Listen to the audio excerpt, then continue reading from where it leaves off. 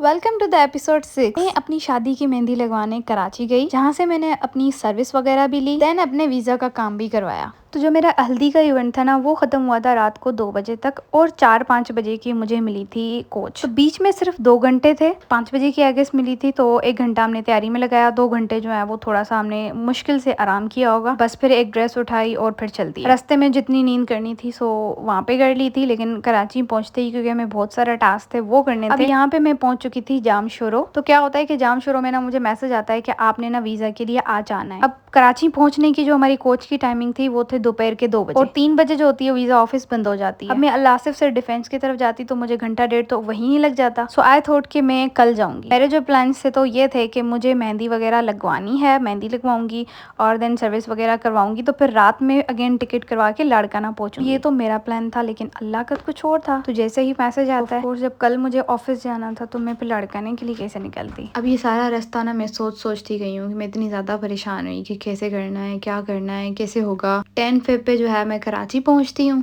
तो वहां से मुझे जाना था सर्विस करवाने। फिर अपनी ब्राइडल सर्विस लेने के बाद मुझे रात में मेहंदी लगवाने जाना था। पूरी रात मुझे मेहंदी लगवानी थी। फिर सुबह को मुझे जाना था वीजा ऑफिस। मैंने सोचा कि चलो हो जाएगा। फिर जो है ना हम लोग कराची पहुंच गए थे। हम जा रहे थे मेरे भाई के फ्रेंड के घर पे। तो हम वहाँ पे ना एक होटल में रुके, जहाँ पे हमने खाना वाना खाया, क्योंकि हम लोग जो निकले हुए थे तकरीबन रात को 5 बजे निकले थे, तो हमने नाश्ता भी नहीं किया था और मैंने हल्दी की वजह से रात का खाना भी नहीं खाया था। तो यहाँ पे ना मुझे बहुत ज्यादा वीकनेस स्टार्ट हो गई थी। मैंने कहा नहीं, पहले खाना खाना है, प्रॉपर तरीके से खाना खाना है, फिर जो है हमें अपने डे का स्टार्ट लेना है, ताकि हम अच्छे तरीके से इसको देख पाए, क्योंकि फिर मेहंदी में भी जो है ना एनर्जी चाहिए होती है। अब एनर्जी होगी तो ऑफकोर्स फिर मैं जाग भी सकूंगी और फिर लगवा भी पाऊंगी मेहंदी, लेकिन होता बिल्कुल इसके अपोजिट है। खैर यहाँ पे मेरे भाई के फ्रेंड के घर जाने से पहले हम लोगों ने कुछ फ्रूट वगैरह उनके लिए परचेज किए, क्योंकि मुझे किसी के घर भी खाली आ जाना बिल्कुल भी अच्छा नहीं लगता। वहाँ पे फिर आंटी ने मेरे लिए जो है वो कप वगैरह और बिस्किट्स वगैरह जो है वो अरेंज किए। हमने घंटा 2 घंटा रेस्ट लिया। उसके बाद फिर हम लोग चले गए पार्लर की तरफ, जहाँ से मुझे अपनी ब्राइडल सर्विसेज वगैरह लेनी थी। तो वहाँ पे भी मुझे आराम से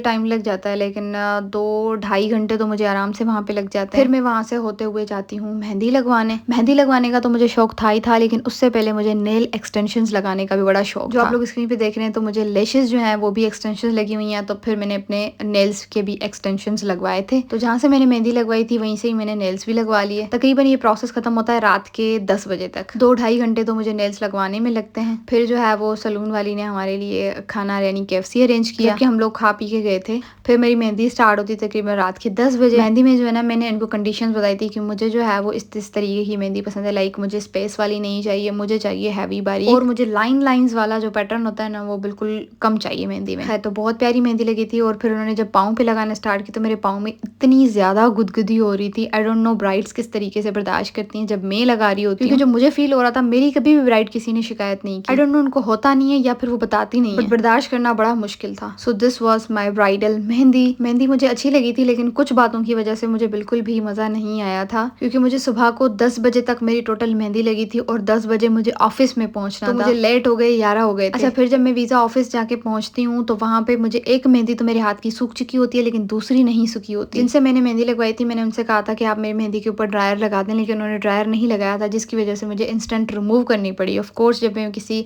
वीजा ऑफिस जा रही हूँ ऐसे ब्राइडल हाथ में मेहंदी लगे हुए आई डोंट थिंक सो कि ऐसा अच्छा लगता। मैंने उनसे कहा कि आप मेरे हाथों पे ड्रायर लगा दें ताकि मैं आराम से इसको रिमूव कर सकूं, but she refuse. She said कि मेरी जो है वो फैमिली सोई हुई है, वो आवाज से उठ जाएंगी। तो इसी तरीके से मुझे अपनी मेहंदी रिमूव करनी पड़ी। मेहंदी के कलर में भी फर्क आ गया था और मेरे नेल एक्सटेंशंस पे भी सारा जो है वो कलर लग गया था, क्योंकि मुझे बिल्कुल गीली ही उतारनी पड़ी। पैरों की मेहंदी में लेके गई थी जो कि पूरी फैल गई थी। ऑफकोर्स मैंने खुस्सा पहना हुआ था और मुझे वीजा ऑफिस में प्रेजेंट होना था। वहां जब गई तो उन्होंने कहा कि आपने फिर कल आना है, आज तो आपका काम नहीं हो सकता, कल आना है आपने। दिमाग तो मेरा फिर खराब हुआ। ये मेहंदी मैंने जो है मेरे भाई के दोस्त की वाइफ को लगाई थी, क्योंकि मैंने स्टे जो है वो उन्हीं के पास किया था। मेरे सारे रिलेटिव्स लाड़काना में पहुंच चुके थे मेरी शादी के लिए, और मैं इस टाइम कराची थी वीजाज के चक्कर में, और मेरे पास कोई और रास्ता ही नहीं था। अगर मैं नहीं जाती तो फिर मुझे और 2 मंथ्स वेट करना पड़ता। तो बस फिर मैंने उनके हामी भर ली। उन्होंने कहा कि हम इतना कर सकते हैं कि आपके हाथों पे मेहंदी लगी है और आप ब्राइड हैं, तो कल सुबह 9 बजे आप सबसे पहले आप आ जाएं। अब डे था 12 फेब, और फिर 12 फेब को थी मेरी मायो में मैंने अपनी बुकिंग के लिए ब्यूटिशियन बुक की थी। फिर मैंने शूट वगैरह जाने के लिए कुछ जगह सेलेक्ट की थी। थी। वो सब कुछ जब नहीं होता है ना तो मैं इतने ज़्यादा सैड हो जाती हूँ कि मैं क्या बताऊँ। मेरे साथ मेरी बहन और छोटा भाई था, ये दोनों मुझे समझा रहे थे कि इट्स ओके, हो जाएगा, खैर है। मेन आपकी बात वीज़ा की थी, वो हो गई है। फिर मेरे घर से मेरी मदर बता रही थी, फिर मेरे हस्बैंड मुझे कॉल करके समझा रहे थे। पूरी रात मैंने टेंशन में रो रो के गुजारी कि कैसे हुआ, कैसे होगा। मैंने इतनी सारी बुकिंग्स वगैरह की हुई हैं, सारे ख्वाब थे मेरे, वो सारे डिस्ट्रॉय हो गए। जो चीज़ आप फिर सोचते हो वो नहीं होती है तो ऑफकोर्स फिर आपको दुख होता है। आई नो जो आपने सोचा होता है कभी भी वैसा एक्यूरेट नहीं होता है, लेकिन बस जो होता है भले के लिए होता है। फिर मैं वहाँ से जब अगले दिन जो है वो